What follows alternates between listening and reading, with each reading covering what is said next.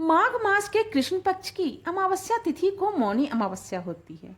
मौनी अमावस्या को माघी अमावस्या भी कहते हैं।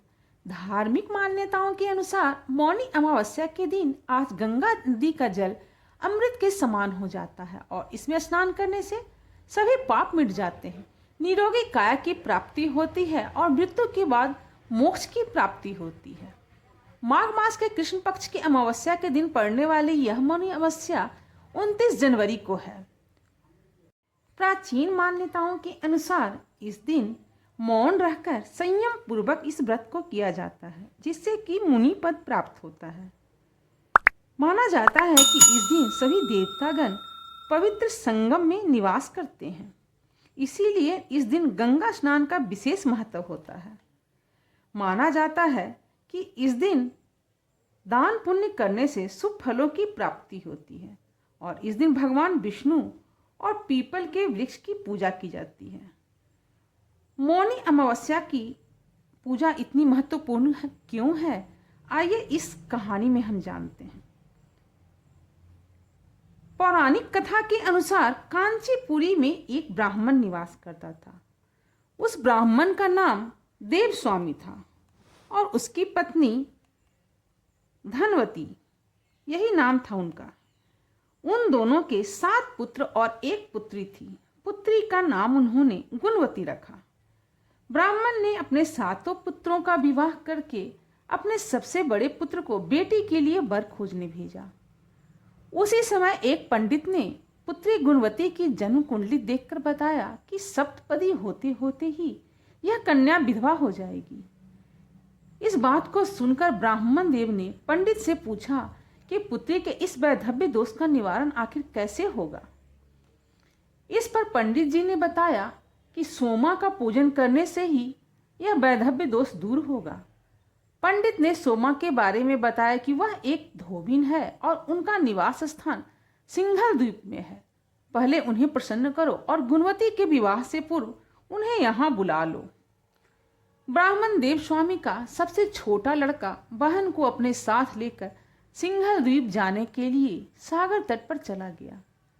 अब उन्हें सागर पार करने की चिंता हुई तो दोनों ने एक वृक्ष की छाया में थोड़ी देर विश्राम करने की सोचा।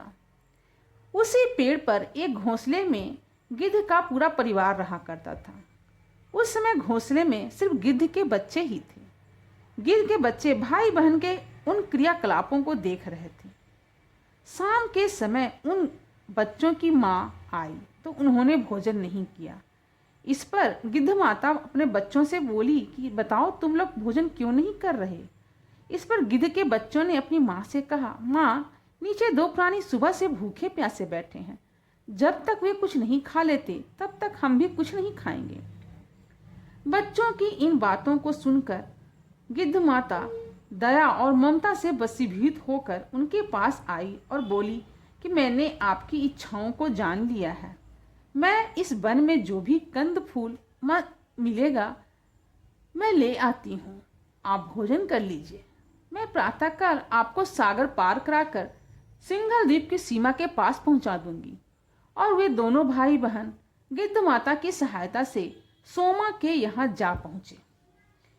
वे नित्य प्रातः उठकर सोमा के घर का झाड़ कर लीप देते थे। एक दिन सोमा ने अपनी बहुओं से पूछा, हमारे घर इतनी सुबह सुबह कौन बुहारता है, कौन लीपता पोतता है। सास के पूछे जाने पर बहुओं ने कहा कि हमारे सिवाय और कौन बाहर से इस काम को करने आएगा। लेकिन सोमा को उनकी बातों पर विश्वास नहीं हुआ। एक दिन इस रहस्य को जानने के लिए वह सारी रात जागती रही और उसने देखा कि कैसे गुणवती और उसका भाई दोनों मिलकर उसके घर को झाड़ू देकर और पोता लगा रहे हैं। प्रत्यक्ष देखकर वह सारे चीजों को जान गई थी। इसी दौरान सोमा उन भाई बहनों के पास पहुंची और सारी बातों को जानने का प्रयास किया। इस पर गुणवती के भाई ने सोमा को अपनी बहन से संबंधित सारी बातें बता दी। सोमा ने दोनों भाई बहनों को श्रम साधना और सेवा से प्रसन्न होकर उचित समय पर उनके घर पहुंचने का वचन देकर कन्या के वैधव्य दोष को निवारण करने का आश्वासन दे दिया। मगर भाई ने उससे अपने साथ चलने का आग्रह किया। आग्रह करने पर सोमा उनके साथ चल दी। चलते समय सोमा ने बहुओं से कहा कि अगर मेरी अनुपस्थिति में किसी का देहांत हो जाए तो उनके शरीर को नष्ट मत करना, मेरा इंतजार करना। इसके बाद सोमा उन दोनों भाई बहन के साथ कांचीपुरी पहुंची, जिसके दूसरे ही दिन गुणवती के विवाह का कार्यक्रम तय हो गया। सप्तपदी होते होते ही उसका पति मर गया। सोमा ने तुरंत अपने संचित पुण्यों का फल गुणवती को प्रदान कर दिया और तुरंत ही उसका पति जीवित हो उठा। सोमा उन्हें आशीर्वाद देकर अपने घर को चली गई। इधर गुणवती को पुण्य फल देने से सोमा के पुत्र, जमाई और पति की मृत्यु हो गई। सोमा ने पुण्य फल संचित करने के लिए मार्ग में पीपल वृक्ष की छाया में श्री हरि विष्णु का पूजन किया और 108 बार परिक्रमाएं लगाई, जिसके पूर्ण होने पर उसके परिवार के मृतक जन जीवित हो उठे। एक अन्य मान्यताओं के अनुसार देवताओं और दानवों के बीच समुद्र मंथन के दौरान अमृत की खोज हुई थी और अमृत को सुरक्षित रखने के लिए भगवान विष्णु ने मोहिनी का स्वरूप धारण किया था और इसे देवताओं को प्रदान किया था। इसलिए इस दिन का मौन रहकर मनन करने और भगवान विष्णु की आराधना करने का विशेष महत्व है।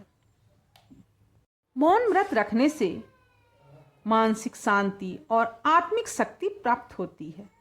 ज्योतिषी शास्त्र के अनुसार मौनी अमावस्या पर ग्रहों की स्थिति अद्भुत होती है, जो साधना और तप के लिए उपयुक्त मानी जाती है।